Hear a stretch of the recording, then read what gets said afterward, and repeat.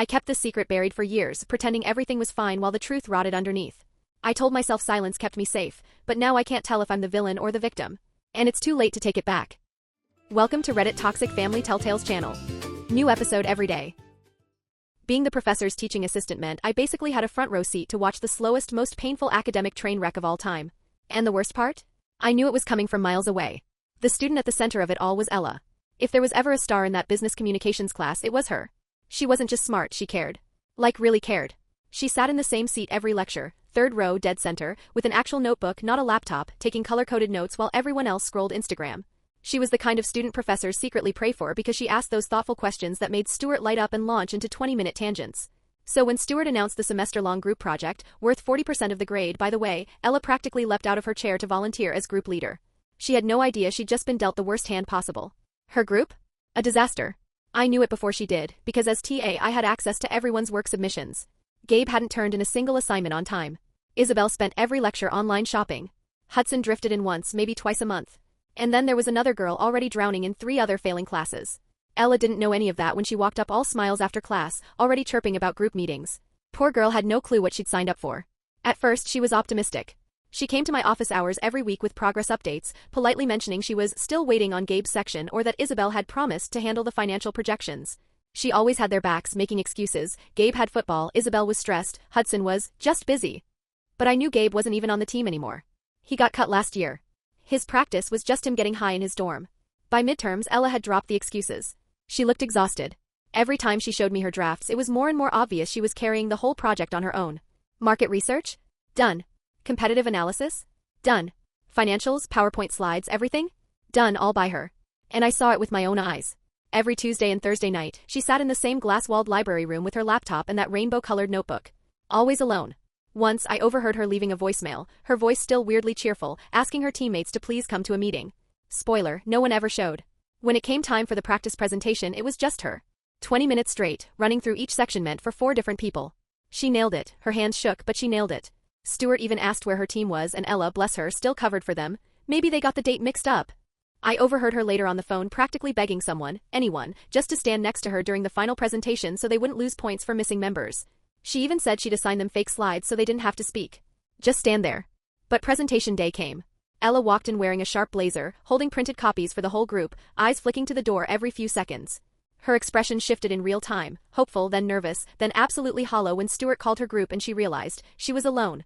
She still walked up there, straightened her shoulders and said, "My group members couldn't make it today, so I'll be presenting our marketing analysis for Nike's expansion into sustainable athletic wear by myself." And once again she delivered flawlessly. Answered every question. Smooth as hell. Until Stuart started grading. He calmly announced the automatic deduction for missing team members per the syllabus. That's when Ella snapped. "You're really gonna give me the same grade as them," she said, voice trembling, "when I'm the only one who showed up?" The room went dead silent. Stuart told everyone to clear out except Ella and me. And then I watched her transform. That girl who had spent weeks smiling and apologizing, she was gone. What sat across from Stuart looked like someone who'd finally had enough. "You want to know why my team didn't show up?" she said, voice cutting like glass. "Because they're leeches. They've been bleeding me dry all semester and I'm done covering for them." Stuart opened his mouth to talk professionalism, but Ella wasn't having it. She whipped out her phone and started scrolling. Gabe said he had football practice? He got cut last year. He spends afternoons getting high. Here's the one time he responded, telling me not to worry because his dad would make sure we all passed anyway. She slammed screenshot after screenshot on his desk, ignored messages, empty Google Drive logs, desperate emails. Isabel never touched the project. Hudson barely showed up to class. They all knew I'd do everything because I actually care about my future. And you want to give them the same grade? Then she stood up, slammed her phone so hard Stuart flinched and spat out, "I want them all to fail. Every single one. Especially Gabe, who told me last night I should be grateful for the opportunity to prove myself." Stuart picked up her phone, skimmed for maybe half a minute, then leaned back. His voice came out flat. 4 words. 4 words that turned the entire room inside out. "Gabe is my son." I swear the air vanished. My hand froze on the doorknob. Ella looked like she'd just been stabbed, confusion, then realization, then a kind of betrayal that left her speechless. Stuart's hands shook as he fumbled for his phone, knocking pens across the floor. Nobody bent to pick them up. "You knew," Ella whispered. Then louder, fiercer, "You knew your son was in my group this whole time and you said nothing." Stuart tried some nonsense about random assignments and policy, but Ella laughed, sharp, bitter, nothing like her usual self. That's when my instincts kicked in. I pulled out my phone and started recording. Something told me I'd need proof of whatever happened next. "This doesn't change the policy," Stuart stammered. His voice cracked on the word. Rules apply equally to everyone. Equally? Ella snapped. Her hands shook as she scrolled again. Here, 3 weeks ago Gabe texted me, don't worry about the grade. My dad will handle it. That's your son banking on you. The door creaked open. 2 students peeked in, curious about the silence. Stuart exploded, yelling at them to get out, and they bolted. Ella shoved her laptop into her bag, half-zipped, and stormed toward the door. She stopped right in front of me, eyes burning with anger and unshed tears.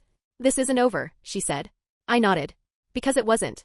She pushed past me, leaving Stuart to call my name like I hadn't already made up my mind. I followed her out. She leaned against the hallway wall like she'd just run a marathon, blazer wrinkled in her fist. Sophie, she said quietly, will you back me up if I report this? I need someone who saw everything. Before I could answer, my phone buzzed. Stuart had texted, my office. Now. Ella glanced at the screen. Don't go alone, she warned. But I went. Because I was still his TA. His office smelled like stale coffee and panic. He sat on the edge of his desk pretending to be casual, but his leg bounced non-stop. Sophie, you're smart, he started. You know how things get misunderstood. Ella's upset. She's overreacting. Gabe has difficulties. ADHD, anxiety, all of it. This could ruin him forever. Expulsion follows you everywhere. Then he leaned closer. I'm looking for a research assistant next semester. Paid. Looks great on grad school applications. I think you'd be perfect. And in that instant I knew exactly what he was saying. Take the job. Stay quiet. I told him I'd think about it and left before I gagged. I found Ella later, back in her usual study room, laptop open to the student handbook, specifically the section on academic integrity. She didn't even look up when she asked, how'd it go with Stuart? Instead of answering, I showed her the email he sent me minutes after I left. A formal job offer. With a salary way higher than any TA earned. Ella's eyes widened. She took a screenshot immediately. That's a bribe, she said flatly. No hesitation. She dragged it into a desktop folder labeled evidence. And trust me, that folder was already overflowing. By 5:30 that evening, Ella and I were crammed into this tiny little office in the Student Services building, sitting across from Grace Chavez. Grace was a senior who worked part-time handling academic complaints, and she looked like she hadn't slept in about 3 weeks. Every few minutes she'd stop us, hold up her hand and say, wait, hold on. She'd already done that 3 times before finally blurting out, Professor Stewart's son was in your group? His actual son? And he knew this the whole time? Gabe Stewart, Ella confirmed, sliding the class roster across the desk. Randomly assigned, supposedly. Grace leaned back, exhaled like someone had just punched the air out of her. This is big. This is really, really big. She picked up her phone and muttered, I need to call my supervisor. Don't move. And that's when things officially went from bad to worse. That same night, around 8:30, my phone buzzed. It was Ella. The second I picked up, I heard this loud banging in the background. Gabe's at my door, she said, voice steady but laced with fear. He's drunk or something. He keeps yelling that I'm ruining everything. And then through the phone I heard Gabe's voice, muffled but angry, open the door, Ella. We need to talk about this. You're destroying my dad's career over nothing. Open the door. I shot up, already grabbing my keys. Do not open it. Call campus security. I'm on my way. Already calling them on my other phone, she said. And I'm recording this. I stayed on the line the whole time, heart pounding, listening as security arrived and dragged him away. Even as they escorted him out, Gabe was still yelling, You don't understand what you're doing to my family. By the next morning, the entire campus knew. Word travels fast in group chats, and apparently one of our classmates, Aisha Weiss, had seen Gabe being escorted out of Ella's dorm. She posted about it, and like wildfire the story morphed with every retelling. By noon, everyone was whispering about the professor who tried to fail a student for exposing his son. Professor Stewart's morning class was half empty. Another TA told me he could barely string sentences together, stumbling over his lecture until he finally dismissed everyone 20 minutes early.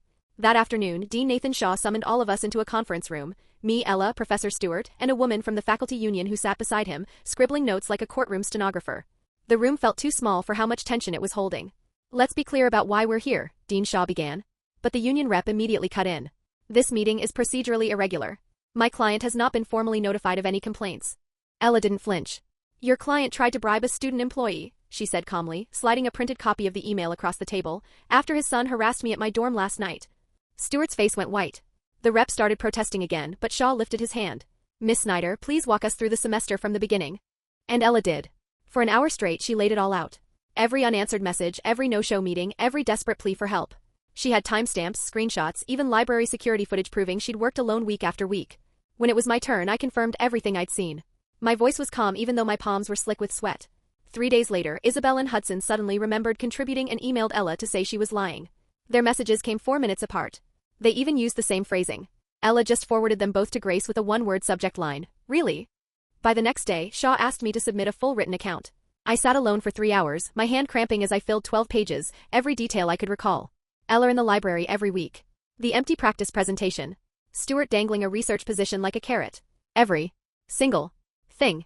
On day 5, Stuart was placed on administrative leave. Our substitute professor walked in looking confused when the class fell into absolute silence as Gabe slouched in late, shoving himself into a back row seat like nothing happened. Ella, meanwhile, sat third row center as always, calmly taking notes like she was immune to the chaos. After class, though, Gabe cornered me near the vending machines. His face was flushed, eyes sharp. "You're destroying my dad's career over some stupid project," he hissed. He stepped so close I could smell energy drink on his breath. 30 years of teaching gone because you couldn't mind your own business. "I'm just telling the truth," I said, trying to sidestep him. But he blocked me. The truth? Ella's a control freak. She wouldn't let anyone help. And then, out of nowhere, Dylan Bell appeared. "Dude, stop." He grabbed Gabe by the shoulder, pulling him back. "You're making it worse. You're literally proving their point right now."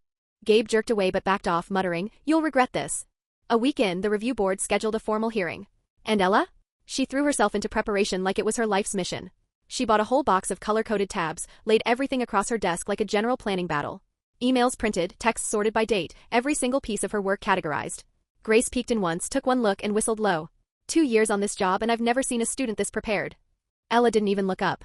"I only get one shot at this." And then the unexpected happened. Other students began coming forward. Aisha produced emails showing unexplained grade changes.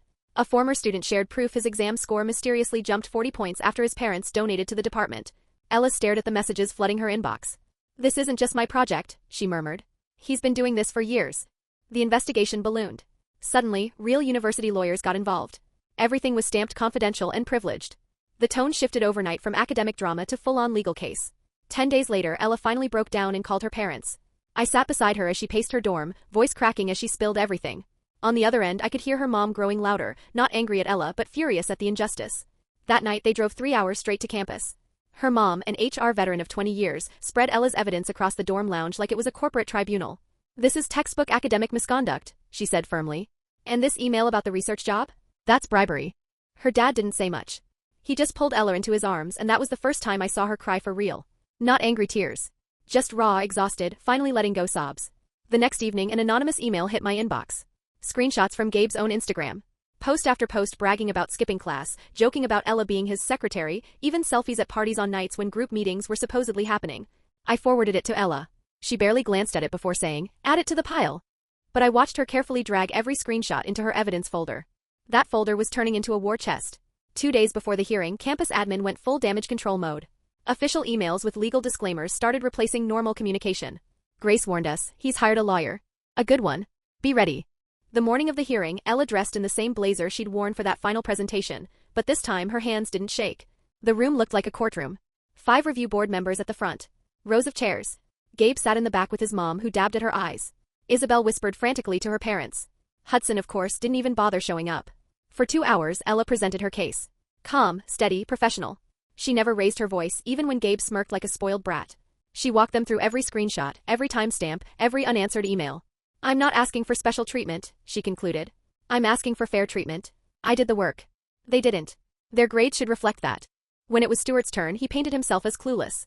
Claimed he didn't know Gabe was struggling, insisted he treated all students equally. His lawyer objected to everything, waving off questions as irrelevant. At one point, I raised my hand to speak, to tell them about the practice presentation where Ella stood alone. But the lawyer shut me down instantly. "She's not scheduled to speak yet." The board members looked uneasy. Because let's be honest, telling a witness they can't share the truth is like telling water it can't put out fire because it wasn't scheduled to help. Finally, it was Isabel's turn. She shuffled to the front, voice trembling as she claimed, "Ella wouldn't let us help. She kept saying our ideas weren't good enough." The board chair leaned in.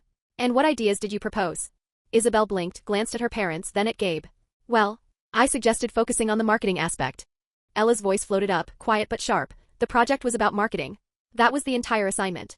Isabel turned beet red, fumbling something about social media and influencers. The board pressed her for specifics, which platforms, what strategies, but it was obvious she hadn't read a single page of the project. She couldn't even name Nike's sustainability initiatives, which were literally the centerpiece of the whole thing. After 5 painful minutes, she slumped back to her seat while her mother whispered furiously at her. Hudson's name was called. His empty chair spoke volumes. And then it was Gabe's turn. He swaggered up like he was about to deliver a TED Talk, hands shoved in his pockets. "This is all a misunderstanding," he smirked. Ella insisted on doing everything herself. "She's a control freak." The board chair lifted a paper. "Mr. Stewart, can you explain this text?" Quote, "Don't worry about the grade. My dad will handle it." The swagger vanished. Gabe stammered, "That was just a joke." I was calming her down. "A joke," the board chair repeated, "about your father manipulating grades? It's not like that." His voice cracked. You're taking it out of context. But then came more texts. Him calling Ella his secretary. Him bragging about skipping the research. Each one shredded whatever credibility he had left. And then we waited. 2 long days. Ella couldn't focus on anything. She'd stare at her textbook for 20 minutes without reading a word. She confessed she had dreams where everyone decided she was lying, where Gabe somehow twisted everything against her. The truth matters, I kept saying. They saw the evidence. But Ella just shook her head. Sometimes the truth isn't enough. And the worst part? I knew she wasn't wrong. Thursday afternoon I was cutting across campus, walking past the library when I froze. There, right by the bike racks, Professor Stewart had Ella backed against the metal bars. He was talking fast, waving his hands like a man on the edge, and even from 50 feet away I could see Ella trying to sidestep him. Every time she moved, he shifted to block her path. I pulled out my phone immediately, hit record, and started walking closer. Another student, someone I didn't know, was already on their phone calling campus security. Please, Ella, just think about what you're doing, Stewart begged as I got close enough to hear. His voice was frantic, desperate. I'll give you an A. I'll write you recommendations for any grad school you want. Just tell them you exaggerated. Tell them you were stressed. Ella's voice was steady, but her fists were clenched so hard around her backpack straps that her knuckles had turned white. You're not supposed to contact me. There's a no-contact order. This is bigger than some bureaucratic rule. He snapped. His voice cracked. And for the first time I didn't see a professor. I saw a broken man unraveling. My family is falling apart. My wife won't talk to me. Gabe's future is, That's when campus security showed up. 2 officers, both recognizing him instantly. One of them muttered to his partner, "That's the professor from the complaint." Stewart tried to stammer out an excuse about just talking to a student, but the officer was already calling it in over the radio. They escorted him away while he kept twisting his neck to look back at Ella, his face torn between rage and panic. Ella exhaled hard. Her hands were trembling now that it was over. He just made everything worse for himself, she whispered. Breaking the no-contact order, that's going to shred whatever credibility he had left. And she was right. Friday morning, the board delivered its decision. Ella's hands shook as we walked into that same conference room. I grabbed her hand, squeezed once, and felt her squeeze back like she was clinging to it. The board members sat behind piles of documents. The chair's face was stone, unreadable. The room was even fuller this time. Gabe sat in the back with both parents, his mother's eyes swollen from crying. Isabel was wedged between her own parents, whispering nervously. Hudson's chair was, unsurprisingly, still empty. Grace Chavez sat behind Ella like a quiet shield, and Dean Shaw stood by the door like a guard. After reviewing all evidence and testimony, the board chair began. Ella stopped breathing beside me. We find Professor Stewart guilty of academic misconduct, breach of ethical guidelines, attempted bribery of a student employee, and violation of the no-contact order. The room exploded. Gabe shot to his feet. "This is bullshit," he shouted. His mom broke down sobbing and his dad tried to yank him back into his seat. Gabe shoved him away. The chair didn't even flinch. "Professor Stewart is suspended immediately, pending termination proceedings. Mr. Gabe Stewart receives an F in the course and is placed on academic probation. Miss Owens and Mr. Hudson will receive Ds, reflecting their lack of participation. Miss Snyder's A grade stands. Additionally, the board issues a formal apology for the distress she endured." Gabe stormed toward the door but stopped right in front of Ella. His voice carried across the room, "You destroyed my family. I hope you're happy." His mother chased after him, sobbing. And honestly? For a second I pitied her. I don't think she ever imagined her family could implode over a group project. That evening, the campus paper broke the story online with the headline, "Professor's son received special treatment, investigation reveals." Within an hour, it had over 1,000 shares. Ella's phone buzzed nonstop, students thanking her for standing up, calling her brave, sharing their own stories. She finally silenced the phone and whispered, "I don't feel brave. I just feel tired." By Monday morning, I passed Stewart's office and saw maintenance hauling boxes out. His nameplate was already gone. Just 4 holes in the wood where it had been. Students stopped to take pictures like it was some kind of spectacle. Ella walked by on her way to class. She didn't even glance at the empty office. Eyes straight ahead. 2 days later, Dylan slid into a seat across from me in the dining hall. "Gabe's leaving," he said quietly. "Parents are forcing him to transfer. Honestly though, I think he's just going home.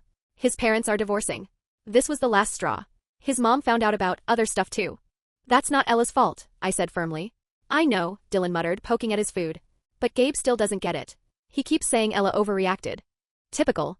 By the end of that week, the business department felt different.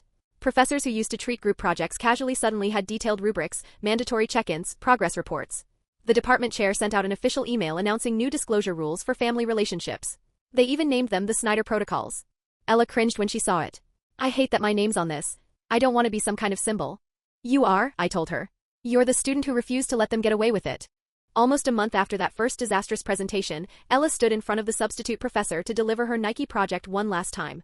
She wore the same blazer, but this time her hands were steady. She spoke for 20 minutes, seamless from slide to slide. No hesitation, no cracks in her voice. When she finished, the room sat in silence for just a moment, then someone clapped. Then another. Then the whole class joined in. Ella's eyes shimmered, but she didn't cry. Not this time. She smiled. Really smiled. The first real one in weeks. 3 days later, the university's legal department reached out with a settlement. They offered to pay Ella's tuition for the rest of undergrad and guarantee admission, with funding into their grad program. Her parents drove up that night to review the papers, spreading them across the dorm lounge like they had with her evidence weeks before. It's a good offer, her mom said. Free education. Guaranteed grad school. Ella stared at the pages. But I'd have to stay here. And I'm not sure I want to be at the place that let this happen for so long. She turned to me. What do you think? I didn't know how to answer. Part of me wanted her to stay to keep fighting. But another part wanted her free from this place, a fresh start. By the following week, the new professor officially offered me the TA position. Not Stuart's old role, they made that crystal clear, but a new one with better oversight and stricter guidelines. I accepted. My first move? Setting up an anonymous reporting system for group projects. Within 48 hours, 3 students had already used it. That same week, Ella surprised everyone by switching her major. I'm going into law, she told me, eyes burning with conviction. Business is about making money. Law is about making things fair. I want to help people fight systems like this. Her advisor, who had been quietly rooting for her all semester, told her, You've already won your first case. Most law students don't get that until years after they graduate. And he was right. Meanwhile, Aisha Weiss, the one who had originally posted about Gabe getting dragged out of Ella's dorm, started a movement of her own. She organized a support group for students who'd been mistreated by professors. The first meeting was supposed to be small, maybe 5 people. 30 showed up. The stories I heard that night were gut-wrenching. A girl who got a C because she wouldn't go to dinner with her professor. A guy who failed after reporting his teacher for using racial slurs. Story after story of power being abused, of students being silenced. What Ella did shows we can fight back, Aisha said. We just need to support each other. And she was right too. 2 days later, I got a call from a city newspaper. They wanted to run a piece on grade favoritism, using Ella's case as the anchor. Ella refused. She wanted no spotlight, no attention. She just wanted peace. But she gave them my number. I'll talk, I told the reporter, but no names. This isn't about making anyone famous. It's about fixing what's broken. The article went live a week later, and suddenly Stuart's past blew wide open. Former students shared stories stretching back 6 years. Grades mysteriously climbing after donations. Emails where he hinted at pay-to-play. The evidence was overwhelming. One afternoon, Ella and I grabbed coffee and spotted Gabe's mom sitting alone in the corner. She looked older, worn down, like she'd aged a decade in a month. When she saw us, she stood and walked over, tears already filling her eyes. I'm sorry, she told Ella. I knew something was wrong. Gabe never studied, never worried, and I should have questioned it. I didn't want to see it. It's not your fault, Ella said gently. You didn't make those choices. They hugged right there in the coffee shop. And Gabe's mom whispered, Thank you for having the courage I didn't. The new group project rules went into effect immediately. Weekly progress reports. Individual submissions. TA check-ins. Some students groaned about the extra work, but I noticed something. The quiet kids, the ones who usually got stuck carrying everyone else, they looked relieved. In faculty meetings, the chair proudly called them the Snyder Protocols. Ella hated that. I don't want my name on any of this. I just wanted a fair grade. But I reminded her, the people who make the most trouble are the ones who change things. By finals week, Ella's professors graded her with almost exaggerated caution, terrified of appearing biased. She laughed about it, joking, maybe I should have exposed corruption sooner if it meant professors actually read my papers. And here's the kicker, she ended the semester with the best grade she'd ever had. Grades she earned. Fair and square. The semester wrapped up with the business department hosting their end-of-year party in the faculty lounge. To my surprise, and honestly to Ella's too, since she had already switched to law, they invited her as a guest of honor. The moment we walked in, the department chair swooped over, steering her toward a little stage they'd set up. We have something for you, he announced proudly, holding up this glass plaque that looked like it had been rushed from Amazon the night before. The engraving? Excellence in Academic Integrity, with Ella's name etched underneath. Ella accepted it with her usual polite smile, thanked everyone, and gave a short speech about hoping the department kept improving. But the second we stepped into the hallway afterward, she pressed the plaque into my hands. This isn't for me, she whispered. This is them trying to make themselves feel better. Like handing me a shiny piece of glass erases the fact they ignored everything until I screamed. And she wasn't wrong. A week later, the official news dropped. Professor Stuart was terminated. Everything gone. His job, his pension, his benefits, even his parking spot. The report laid it out plainly, years of severe academic misconduct. That same day, Gabe went online with a long rant about cancel culture destroying innocent families. He called Ella a vindictive witch who couldn't handle group dynamics. Dylan screenshotted it for me with a note. He still doesn't think he did anything wrong. Meanwhile, Ella didn't waste her energy on him. She started getting messages from students everywhere, kids stuck in the same nightmare of being taken advantage of in group projects. Instead of brushing it off, she sat down and spent 3 days building a step-by-step guide, what evidence to collect, who to contact, how to document everything so it couldn't be dismissed. She posted it online and within a week it spread like wildfire. I can't help everyone personally, she told me. But maybe this will help someone else speak up sooner than I did. Spring semester rolled in and suddenly Ella was campus famous. Walking with her meant stares, whispers. Some students treated her like a hero. Others muttered that she was the girl who broke up a family. She just kept her head down and threw herself into law classes. Her favorite? Education, law, and student rights. After the first lecture, she looked at me wide-eyed. This professor actually wants us to question authority. He said my case is going to be required reading next year. 3 weeks later, I caught a déjà vu moment while grading papers. One girl, quiet, always in the back, had clearly written her group's entire research project. The writing style flipped completely between sections. Her group's individual work? Barely coherent. I called her to office hours and asked directly. She broke down crying. Her group had threatened to tank her peer reviews if she didn't do all the work. I documented everything, reassigned her to another group, and made it very clear the original team was on my radar. When she thanked me through tears, all I could see was Ella, sitting alone in the library week after week. In March, Ella called me screaming with joy. She'd landed a summer internship at an education advocacy nonprofit, beating out law students from elite schools. The interviewer said my lived experience made me perfect, she said, crying happy tears. I know what students go through because I lived it. In May, right before finals, Gabe tried to sneak back for a friend's graduation. Dylan told me he lasted barely an hour. People recognized him instantly. One student pointed and said loudly, "That's the professor's son who failed because he was too lazy to show up." Others just stared until Gabe finally left campus. He still thinks he's the victim, Dylan said. Keeps saying Ella ruined his life over nothing. A week later, more news broke. The university quietly settled with Stewart to avoid a wrongful termination lawsuit. He'd never teach again, that was part of the agreement. But he got a payout to vanish quietly. Ella's reaction? It's not enough. But at least he can't hurt other students anymore. That summer, I was invited to a teaching conference to speak about academic integrity. They wanted to use our case as a cautionary tale. Ella refused to attend. She was done being a symbol. So I went alone. I stood in front of 200 professors and told them the blunt truth. Protecting students has to matter more than protecting colleagues. Half the room squirmed in their chairs. Good. They should. By August, Ella was juggling acceptance letters from every law school she'd applied to. Yale, Harvard, Stanford, all waving scholarships at her. She spread the letters across her dorm floor like cards in a winning hand. I'm picking Columbia, she finally said. They have the strongest program for education law reform. Her parents framed that acceptance letter, hanging it in their living room beside the perfect grade report from the semester that nearly broke her. September brought the final investigative report, and it was uglier than anyone imagined. Stewart had altered grades for 43 students over 6 years. The pattern was unmistakable. Wealthy kids, athletes, and connected families got grade bumps, while scholarship kids and minorities got hammered with strict grading. That same day, the university president suddenly announced his retirement. Everyone knew why. In October, Ella got something she never expected, a handwritten letter from Isabel. A real apology. Isabel admitted she'd been terrified of failing, so she took the easy way out. She was retaking the class, actually doing the work this time. I accept her apology, Ella told me. But we'll never be friends. Graduation day came on a bright May morning. Ella stood at the podium, cap and gown perfectly in place, chosen to give the student address. Her speech was about standing up to power, about refusing to be silent when systems protect the wrong people. When she said, "The courage to speak up is worth more than the comfort of staying quiet," the room erupted into a standing ovation. It lasted 3 minutes. Even the administrators who once doubted her stood and clapped, though we both knew it was too little, too late. Afterward, she found me in the sea of families, hugged me tight, and whispered, "Thank you. For being my witness. For not taking the bribe. For standing with me when it would have been easier not to." We both had tears in our eyes. The system was still broken. But maybe, just maybe, it was a little less broken than before. A year later, Ella messaged me a photo from Columbia's law library. Case files piled high around her, exhaustion written across her face. "This is what I was meant to do," she wrote. "Every case I take on, I think about that semester. It broke me, but it also built me into someone who can break these systems." That same month, the business school announced a new position on the academic review board, a student with full voting rights to represent their peers. It wasn't perfect, but it was progress. 14 months after graduation, I stood in front of my very own class for the first time. No longer a TA. A real professor. On day one, I told them a story, not with names, not with details, about what happens when good people are pushed too far.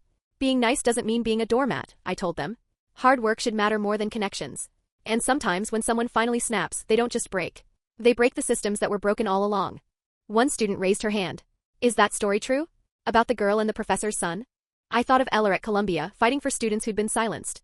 Of Stewart, whose name had become a cautionary tale whispered in faculty lounges. Of Gabe, still sulking at home, convinced he was the victim. Of all the students who messaged Ella saying her story gave them courage. I smiled. The best stories usually are. And then I kept teaching. Thanks for watching. Today's train wreck is over, but tomorrow's ride is already on track. Subscribe so you don't miss it.